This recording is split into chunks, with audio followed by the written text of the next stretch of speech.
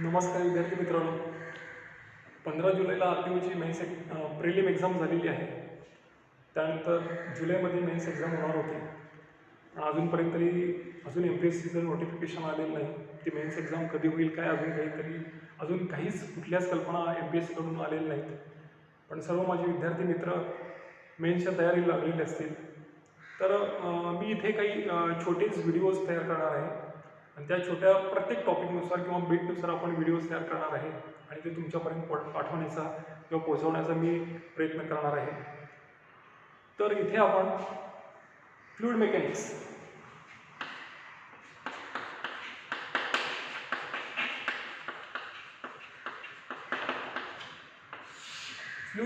मध्ये जो सिलेबस दिलेला आहे त्यातला एक बीट आपण घेणार आहे, राईट कंटेंट्स घेणार आहे. त्यामध्ये properties of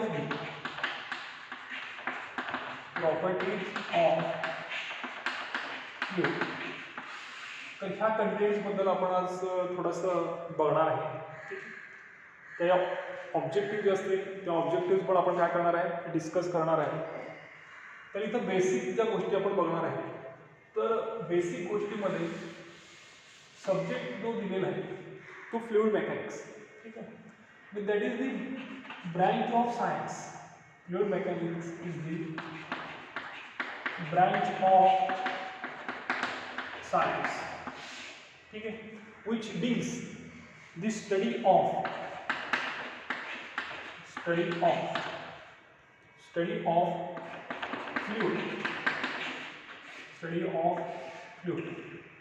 when the fluid is at rest condition and fluid is in moving condition. Means study of fluid at rest and moving conditions. Means what is to be going to be studied. तर आपण काय अभ्यास करणार आहे, that is the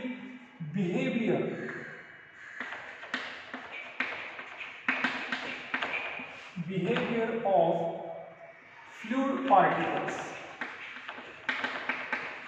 Behavior of fluid particles are to be studied when these fluid particles are to be in rest conditions or are to be in moving conditions.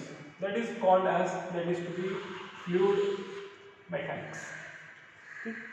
त्यानंतर जो पुढचा जो बीट बघणार आहे आपण की फ्लुइड म्हणजे काय, what is mean by fluid. Because in fluid mechanics we are going to be study the behaviour of fluid particles. Then what is meant by fluid? What is meant by fluid? Fluid means the ability which has ability to flow. Which has ability to flow means that is called as fluid. तुम्हाला objectives मध्ये काय questions विचारू शकतात. What is mean by fluid. तुम्हाला 4 option देतील, त्यामध्ये ability to flow, non ability to flow.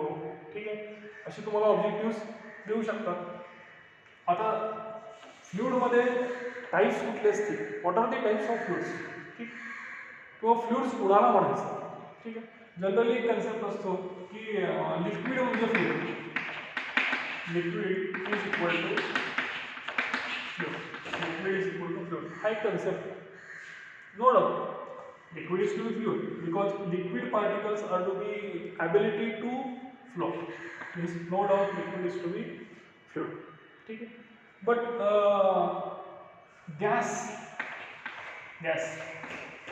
gaseous particles also has the ability to flow. Means gas also काय असणार आहे, that is to be fluid. ठीक आहे.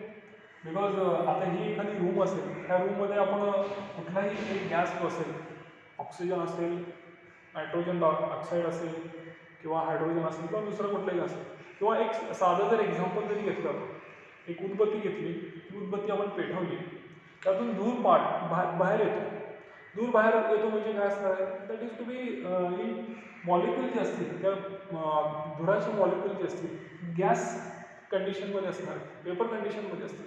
ठीक आहे, ते गॅस पार्टिकल जे असतील तो धूर जो असेल उदबत्तीचा तो एका ठिकाणून काय होणार आहे दुसऱ्या ठिकाणी ट्रॅव्हल करतो. Means that is the ability to flow. That is to be called as काय असणार आहे फ्लुइड. ठीक आहे. मग आता लिक्विडमध्ये काय येणार आहे? लिक्विड म्हणजे वॉटर येणार आहे. वॉटर असेल. ठीक आहे. त्यानंतर ऑइल असेल. त्यानंतर तुमचं मिक्सचर ऑफ वॉटर आणि सोडियम असेल. Means these are the two types of fluids. General categories fluids liquid and gases. आता इथं तुम्हाला क्वेश्चन विचारू शकतात की असा क्वेश्चन विचारू शकतात. कुठला क्वेश्चन विचारू शकतात? फ्लूइड इज इक्वल टू तुम्हाला ऑप्शन देतील. ऑप्शनमध्ये असेल तुमचा गॅस असेल, दुसरा ऑप्शन असेल ऑक्सिजन असेल, फोटो असेल, थर्ड हायड्रोजन असेल, चौथा असू शकतो तुमचा ऑल ऑफ. ठीक आहे. हे सगळे जे असतील हे सगळे काय असणार आहे? That is to be gases आणि लिक्विड्स किंवा याच्या गॅससाठी तुमचं वॉटर असू शकतो. ठीक आहे. Because water is also fluid, hydrogen also fluid, oxygen also fluid. Means all options are to be correct because all particles have liquid particles as well as gaseous particles has the ability to flow, means that is to be fluid. आपल्याला इथे लक्षात काय ठेवायचं आहे म्हणजे fluid म्हणजे काय, fluid mechanics म्हणजे काय हे आपण बघतो. आता इथं प्रॉपर्टीज बघणार आहे. फ्लुइड मेकॅनिक्समध्ये स्टेटमेंट आपण बघितलेले की त्या स्टेटमेंटमध्ये we are going to study the behavior of fluid particles when the fluid particles are to be in rest conditions or in to be moving conditions. Rest condition जे असेल तो स्टॅटिक्समध्ये पार्ट येणार आहे आणि मुव्हिंग कंडिशन जो असेल कायनेटिक्समध्ये तो part येणार आहे. ठीक. या दोन वेगवेगळ्या कंडिशन्स असतील. आता फ्लुइडच्या प्रॉपर्टीज कुठल्या असतील? फ्लुइडच्या प्रॉपर्टीज कुठल्या असतील? त्यातली एखादी पहिली जर प्रॉपर्टी आपण बघितली तर मास डेन्सिटी.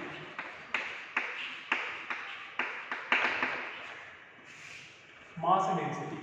ठीक आहे. मग आपल्याला माहीत पाहिजे होती काय माहीत पाहिजे? This mass density is to be denoted by rho, RHO. This is the notation of mass density. ठीक आहे. तर याची डेफिनेशन्स काय असेल?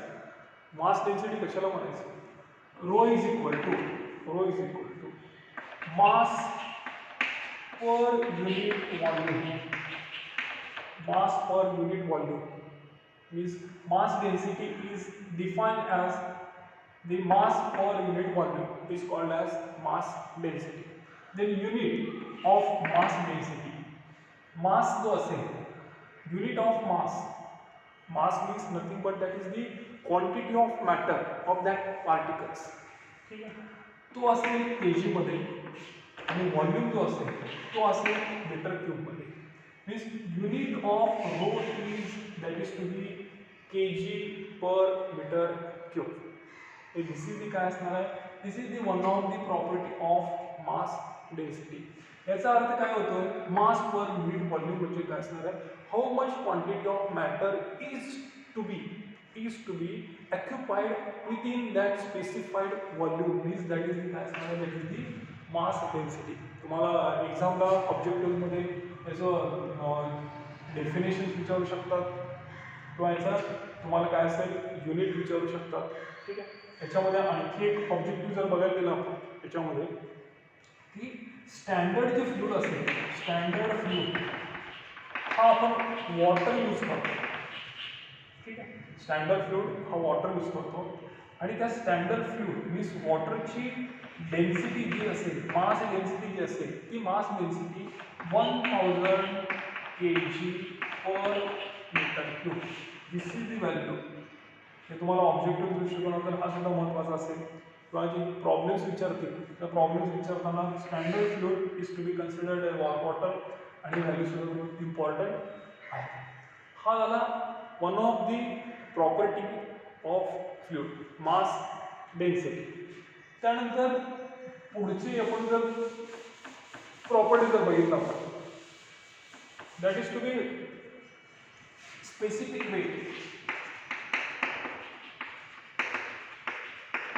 स्पेसिफिक वेट ऑफ फ्लुइड, तो जो नोटेशन आहे तो नोटेशन डब्ल्यू, स्मॉल डब्ल्यू ने काय करतो आपण डिफाइन करतो. ही small W specific weight is equal to weight per unit volume.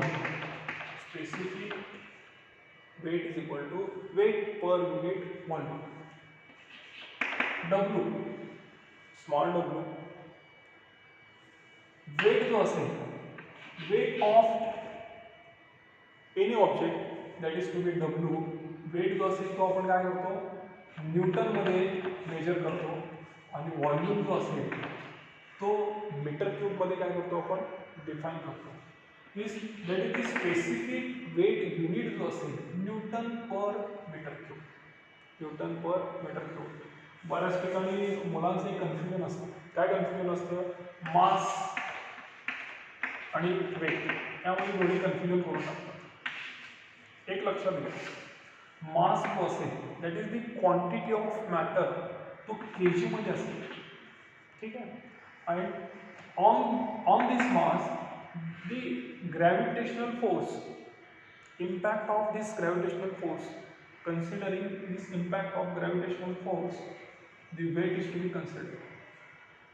मास जो असेल, तुम्ही मास कुठेही जा, कुठे पृथ्वीवर कुठेही जा, तर तुम्ही चंद्रावर जरी गेलं तर मास जो असेल quantity of matter he same असणार आहे, आणि वेट जो असेल तो वेटमध्ये काय होणार आहे चेंज होणार आहे. तुम्ही पृथ्वीवर कुठेतरी दक्षिण ध्रुव किंवा उत्तर ध्रुवावर जरी गेलात तर वेटमध्ये फरक पडणार आहे. का तर जो पृथ्वीचा जो सेंटर ऑफ ग्रॅव्हिटी आहे पासूनचा जो डिस्टन्स असेल तो डिस्टन्स काय होणार आहे चेंज होणार आहे.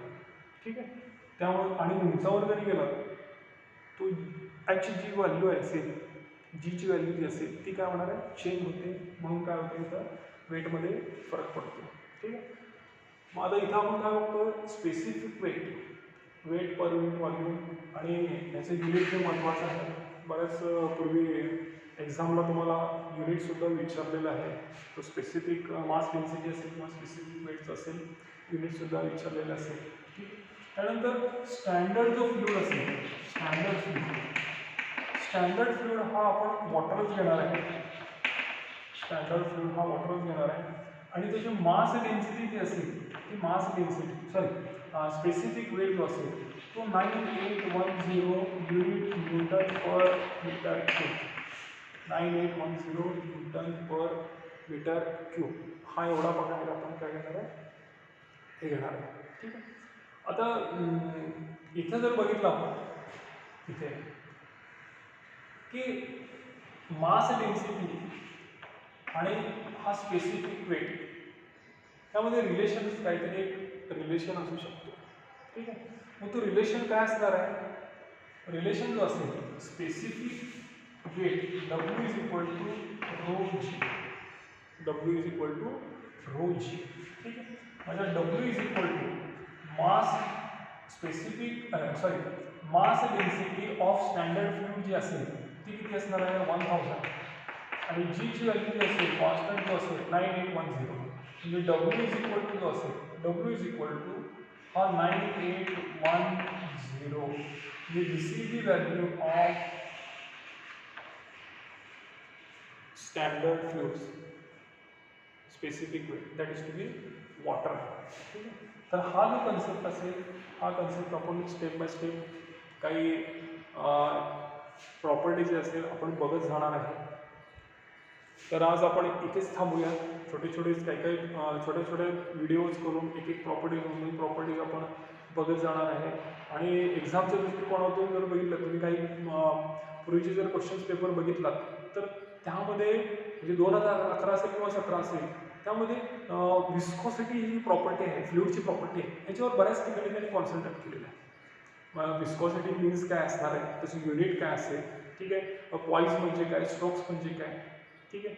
त्यानंतर कायनामेटिक विस्कोसिटी म्हणजे काय, डायनामिक विस्कोसिटी म्हणजे काय, त्याचं रिलेशन्स काय असेल, त्याचे युनिट्स काय असतील आणि त्याच्यावर थोडेसे छोटे स्मॉल प्रॉब्लेम जे असतील ते स्मॉल प्रॉब्लेम्स विचारलेले आहेत. तर आपण पुढचा जो व्हिडिओ करणार आहे तो विस्कोसिटी ह्या प्रॉपर्टीजवर आपण काय करणार आहे करणार. Okay, thank you.